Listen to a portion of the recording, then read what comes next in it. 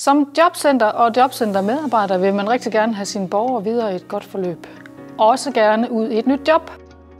Det handler om resultater, men det handler ikke kun om resultater. Det handler også om, at vi kigger borgerne i øjnene, kigger på motivationen og kigger på de arbejdsmarkedsrelaterede vilkår, der er pt.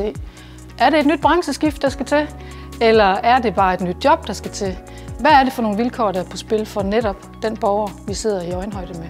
Vi er specialister i østeuropæisk arbejdskraft, syriske flygtninge, ukrainske flygtninge og danske forsikrede ledige med risiko for langtidsledighed.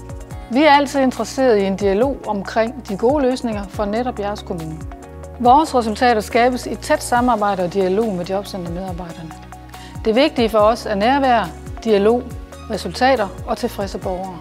Kontakt os gerne for en uforpligtende dialog omkring jeres målsætninger og behov, så finder vi i fællesskab en løsning.